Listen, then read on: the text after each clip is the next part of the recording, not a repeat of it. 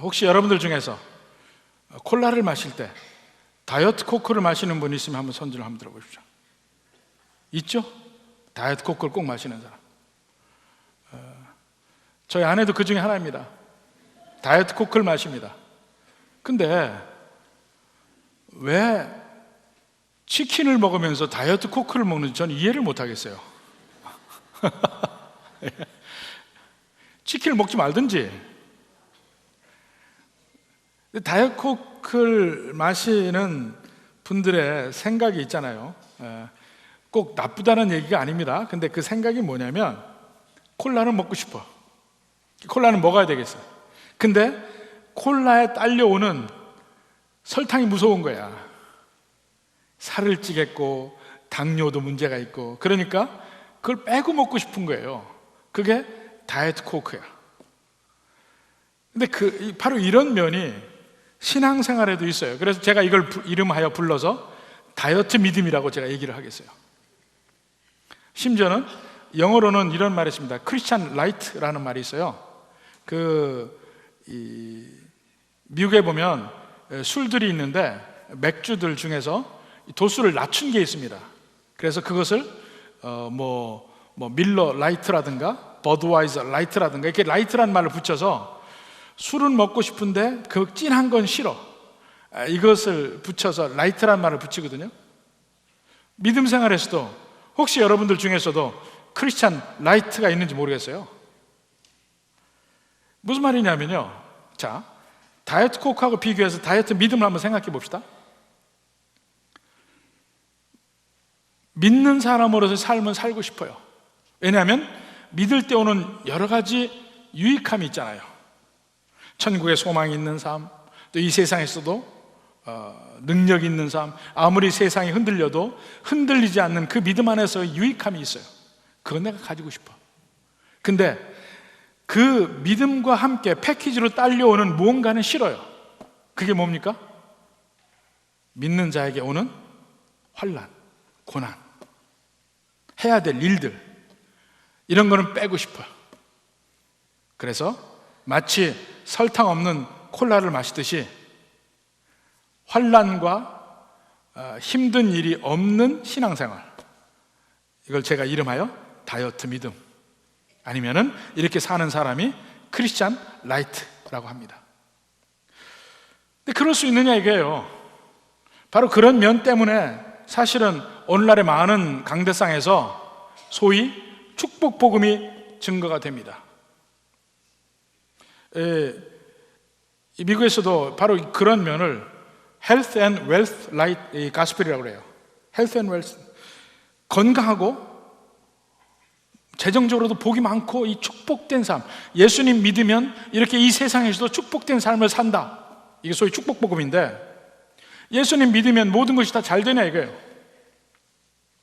예수님 믿으면 다 잘 됩니다. 예수 믿으면 건강할 수 있고 재정적으로도 문제도 해결이 되고 평안한 삶도 있고, 혹시 우리의 삶 속에 어려움이나 시련이 임한다면 그것은 뭔가 내 믿음이 잘못돼서 그렇습니다. 이 믿음이 고쳐지고 새로워지고 믿음이 강해지면 이 모든 것이 다 지나가고 다시 우리에게 이러한 강건함, 재정적 축복, 이런 게 올 것입니다. 이게 축복 복음이에요. 과연 이게 옳으냐 이게요. 과연 이게 옳으냐, 과연 이것이 성경적으로 이야기하는 믿음이냐, 이겁니다. 오늘 본문의 말씀은 예수님 믿는 사람, 특히 그 제자들에게, 제자들을 각지로 보냅니다. 그 각지로 보내는 12명의 제자, 이 사람들을 소위 사도라고 부릅니다. 이 사도라는 말이 우리 한문으로서는 사도라는 말이 전혀 이 의미가 바뀌었는데, 원래는 영어로는 아파솔이라고 합니다. 아파솔. 헬라어는 아포스톨로스라고 하는 것인데, 이 말의 원래 의미는 보냄을 받은 사람이라는 의미예요. 여기 지금 12명의 제자를 보내잖아요, 예수님이. 그 보냄을 받은 12명의 제자를 아파스톨로스라고 해요. 그래서 영어로서 사도를 아파슬이라고 하고. 근데 이제 한문으로 오면서 그 원래의 말의 의미가 바뀌었죠. 바뀌어서 그냥 사도라고 하는데 원래 의미는 보냄을 받은 사람들이에요. 예수님께서 그들을 각지로 보내면서 그들에게 주신 말씀이 오늘의 본문입니다. 이 본문의 말씀을 이번 주와 다음 주 이렇게 두 번에 걸쳐서 볼 텐데, 먼저 오늘은 크게 두 가지 면을 봅니다. 이 예수님이 주신 말씀, 이게 긴 말씀이지만 한마디로 축약해서 이야기하면, 자, 내가 너희를 보내는데, 복음 증거를 위해서 보내는데 앞으로 너희들에게 온갖 환난과 어려움과 박해가 많을 것이다, 그 얘기입니다.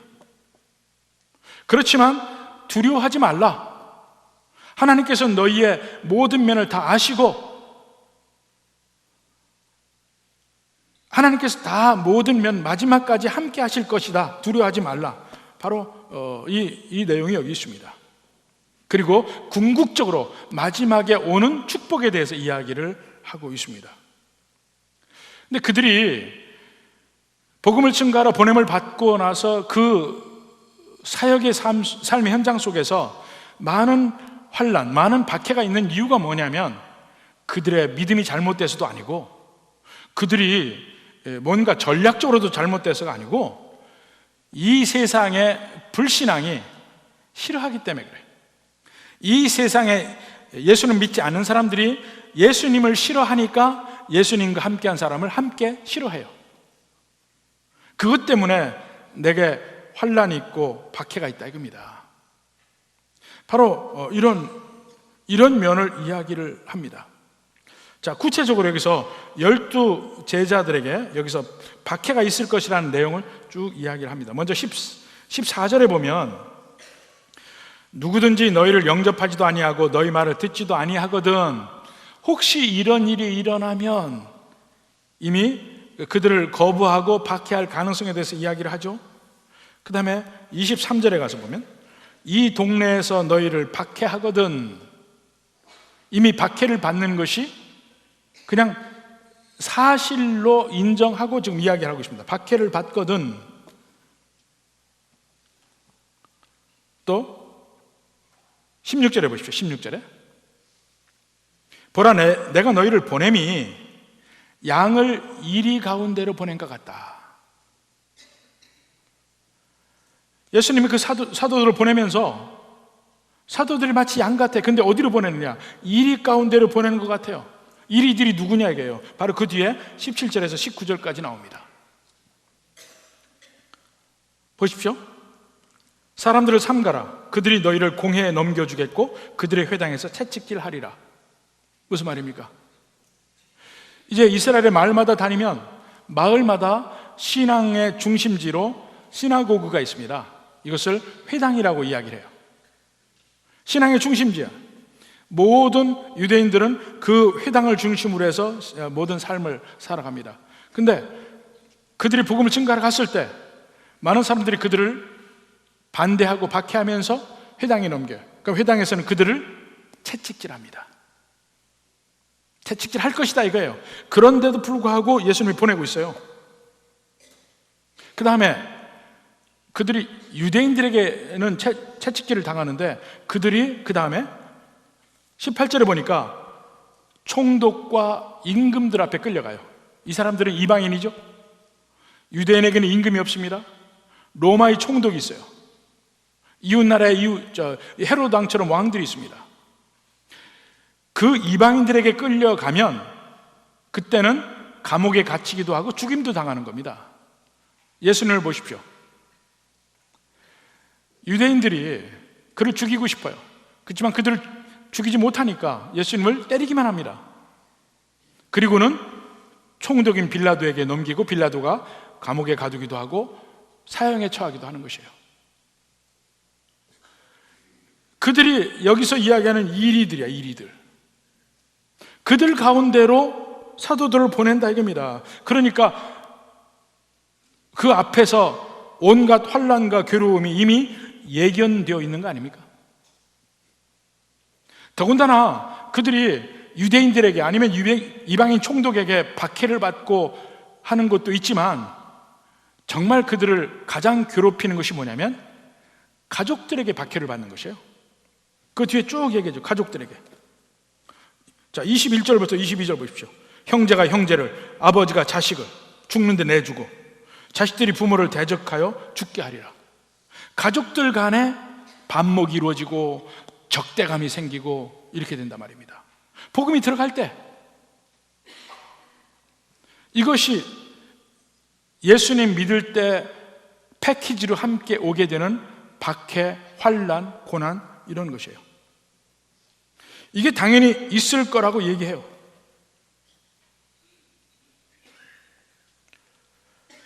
하나님께 부르심을 받고 하나님의 일을 할 때에 그 모든 하나님의 일, 복음 증거 일의 동기가 뭐라고 그랬습니까? 불쌍히 여김. 지난주에 얘기했죠? 불쌍히 여김, 컴패션이 있어야 돼. 그리고는 그 일을 할 때 우리에게 반드시 필요한 것이 뭐냐? 기도와 추수할 일꾼이 필요해요. 예수님 먼저 그 추수할 일꾼을 보내면서 그들 앞에 놓여진 미래에 대해서 미리 이야기하는 거예요. 이런 일이 있으리라. 반드시 박해와 그에 따른 고난이 있으리라 이거예요. 근데 오늘 예수 믿는 사람들이 바로 그걸 기대하냐 이거예요. 예수님 믿으면 그저 내게 오는 복만 바라고 사는 거 아니냐 이거예요. 예수님 믿는 사람들은 반드시 거기 패키지로 뭐가 오냐면 이제는 앞으로의 삶에서 내가 이 세상의 빛과 소금이 되는 일이 패키지로 같이 옵니다. 그 일을 하게 되면 이 세상에서 많은 사람들이 여러분을 박해하고 많은 사람들이 여러분을 괴롭게 하고 심지어는 여러분의 직장에서 여러분의 삶의 환경에서 뿐만 아니고 여러분의 가족들에게 괴로움과 어려움을 당할 수 있다는 거예요. 이게 사실입니다. 저도 처음에 예수님 믿을 때 그런 일이 있었고 수없이 많은 사람들이 가정에서 내 쫓김도 당하고 괴롭힘도 당하고 예수님 못 믿게 하려고. 여러분의 직장에서도 여러 가지 어려움을 당하죠. 예수님 제대로 믿으려면 그들과 똑같이 살면 어려움 당하지 않습니다. 근데 여러분의 믿음을 지키고 그들에게 제대로 빛과 소금의 역할을 하려고 하면 박해와 괴로움과 어려움이 당연히 있습니다. 회식 자리 가는 것도 꺼려하는 경우도 많이 있고 거기 가서도 술을 안 마시면 그렇게 기어이 술을 먹이려고 노력하는 사람들이 있어요. 괴롭혀요. 학교에 가서도 친구들 사이에 어려움을 당할 수도 있습니다. 이 세상에 살면서 제대로 예수님을 믿고 산다는 일이 힘들고 괴롭고 어려운 일이 같이 따른다는 사실을 인정해야 됩니다.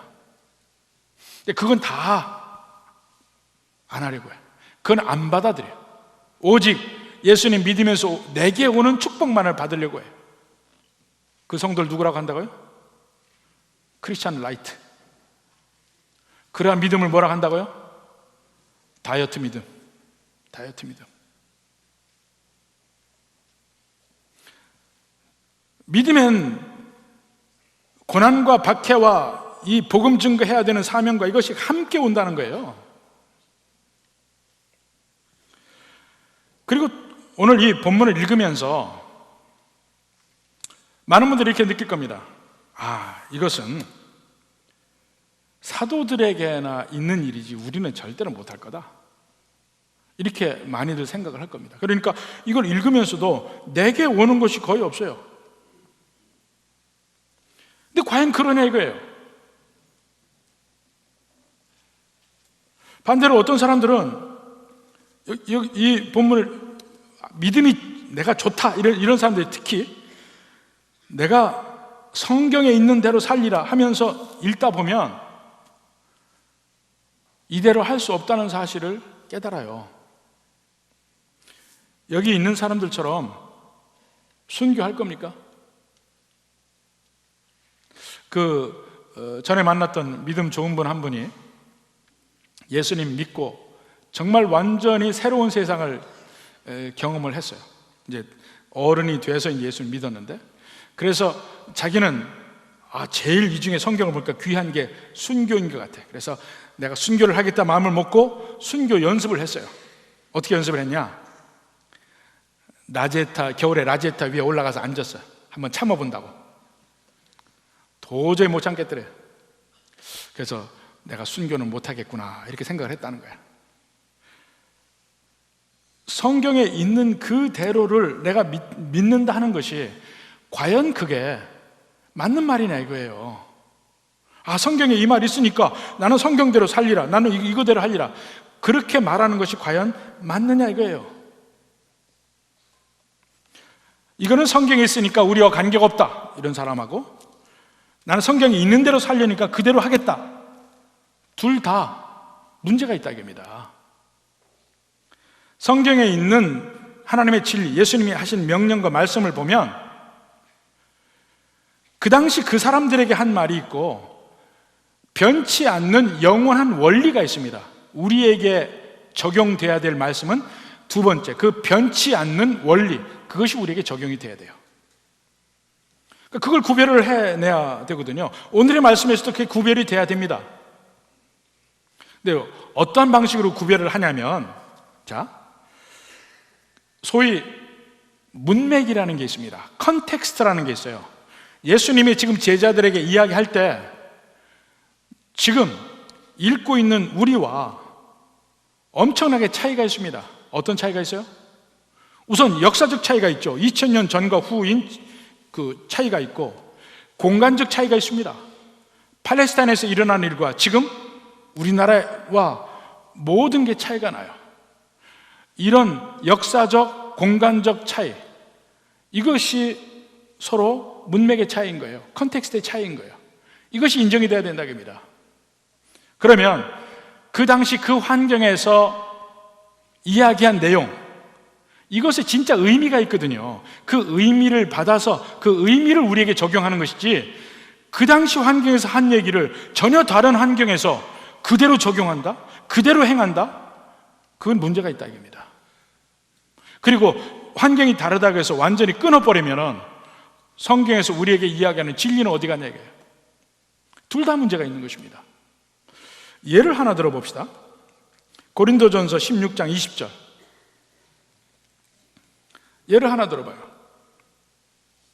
자, 마지막 인사말입니다. 사도 바울이 인사하는 말인데, 모든 형제도 너희에게 문안하니 너희는 거룩하게 입맞춤으로 서로 문안하라. 예수 믿는 사람끼리 뭐 하라고요? 입맞추라고, 키스하라고. 자, 이건 구약의 말씀도 아니고 신약의 고린도 교회의 한 말씀이에요. 서로 만날 때마다 입맞춤을 하라 이겁니다. 우리 할까요? 성경 말씀이니까 하지 말까요? 근데 이게 뭔가가 있는 거 아닙니까? 여기서 말하는 입맞춤이란, 가끔 여러분이 뉴스에서나 아니면 영화에서 보듯이 중동 사람들은 서로 만나면 인사를 합니다. 볼에 하나, 둘, 세 번. 그렇게 해요. 지금도 서양 사람들도 만나면 서로 볼에 이걸 합니다. 그게 그 사람들의 인사의 방식이에요. 그러니까 그러한 환경 속에 사는 사람들이 서로 입맞추라 하는 것은 서로 기꺼이 마음으로 환영해서 환영의 인사를 하라, 이런 의미잖아요. 그러니까 그 당시의 문맥 안에서 서로 입맞춤을 합니다. 그렇지만은 그 환경과 우리의 환경은 다르잖아요. 문맥이 다르잖아요. 컨텍스트가 달라요. 그러면 그때 입맞춤으로 인사하는 그 내용이 뭐냐면 서로 반갑게 마음으로 받아들이라 하는 얘기잖아요. 그러면 그 원리, 그 의미는 우리가 가져올 수 있죠. 우리가 만날 때마다 서로 기쁨으로 웃어주고 안아주고 인사할 수 있어요. 우리에게 하는 인사는 서로 악수를 하는 것이고, 남자와 여자가 입맞춤을 어디서 해요? 감히 서로 볼에 대고 인사를 합니까? 악수하는 것도 할까 말까인데. 저도 예배 끝나고 나갈 때 인사할 때 보면요, 특히 나이 든 분들이 부끄러워서 인사를 못 하겠다고 절로 가. 그런 환경 속에서 우리는 반갑게 인사하는 우리들의 풍습 안에서 그걸 하면 된다 이겁니다. 그러니까 여기에 연속성이 있고 불연속성이 있죠. 이걸 가려내야 돼요. 그러려면 성경을 읽어도 그 뒤에 그 사람들이 처한 환경, 그 사람들이 처한 역사적 환경, 사회적 환경, 이걸 알아야 됩니다. 그러니까 저는 어떤 분이 믿음이 좋다면서 나는 맨날 성경만 읽어. 나 이 사람들 별로 믿음 저는 평가하지 않습니다. 성경만 읽어서는요, 그 당시의 컨텍스트를 모르는데 어떻게 성경만 읽어서 되냐 이거야. 그 당시의 환경, 이걸 알아야 되는데, 그 당시 그들이 처한 상황에서 지금 말하고 있는 예수님의 입장, 듣고 있는 그 이스라엘 백성들의 입장, 어떻게 받아들일까, 그들의 그 사고 틀 속에서 이게 이해가 돼야 돼요. 그게 안 되면 제대로 이게 무슨 의미인지가 성경을 읽어도 모른다 이겁니다. 근데 모르면서 그 말씀을 그대로 받아서 어떻게 적용해요? 못합니다. 엉뚱하게 적용해. 그러니까 이상하게. 의미를 알아야 돼. 의미. 입맞춤을 하라. 이 의미를 알아야 돼. 행동 자체를 그대로 따는 게 아니고 순종하는 게 아니고 의미를 알아서 그 의미를 우리의 삶에 적용시키는 겁니다. 그 성경을 바르게 읽는 방법이라 이겁니다. 자, 이런 면에서 예수님이 그 당시의 컨텍스트에서 제자들에게 명령을 하고 있어요. 그러면 우리가 여기서 배울 점과 우리도 같이 지켜야 될 점이 예수님의 말씀 중에 있고 우리에게 바로 연결이 안 되는 면이 있습니다. 이걸 구별해낼 줄 알아야 돼요. 자, 우선 오늘 마지막 부분에서는 그들에게만 적용이 되고 우리에게 적용이 안 되는 면, 이 면만을 한번 보겠습니다. 먼저 예수님이 이야기하실 때 말씀하신 대상이 특정되어 있어요. 이 세상의 모든 사람에게 얘기하는 게 아니고 바로 그때 거기서 그 예수님의 제자들에게 이야기했습니다. 끊임없이 나오죠. 10장 1절에도 보면 예수께서 그 12제자를 부르사 그들에게 말씀을 하십니다. 5절에도 보니까 예수께서 이 12를 내보내시며 명하여 이르기를, 그들에게 명령한 거예요. 그러니까 그게 좀 다르죠. 계속해서 그 뒤에 중간중간에 끝까지 해서 보면 제자들에게 했다는 것을 알 수가 있습니다. 그러니까 그 당시 그 제자들에게만 적용되는 면이 있을 거예요. 우리에게 적용이 안 되는 면, 그걸 구별해내야 되고, 자, 그러면 그 제자들에게 이야기할 때 그 제자들과 우리와 어떤 차이점이 있느냐, 이걸 또 봐야 돼요. 제자들과 우리의 차이점, 그들에게는 우리에게 없는 것이 있었는데 그게 뭐냐면 소위 사도적 권위예요. 사도적 권위. 자, 제일 먼저 보냄을 받은 자, 그 의미가 아파솔, 그 사도라고 했죠. 그 사도들에게만 국한된 예수님의 명령과 능력 주심이 있습니다. 사도적 권위. 자, 이 신약 성경을 어느 것이 진짜 성경이냐, 이걸 평가할 때 제일 먼저 그 평가의 기준이 뭐냐? 사도가 썼느냐예요. 예수님을 직접 본 그 사도가 썼느냐 아니냐, 그게 기준이에요. 마태, 마가, 누가, 요한 다 사도적 권위를 가지고 썼습니다. 사도가 썼든지 아니면 사도의 직접적인 제자가 바로 사도에게서 말을 받아 썼든지, 마가복음. 사도들이 한 말을 모아서 썼든지, 누가복음.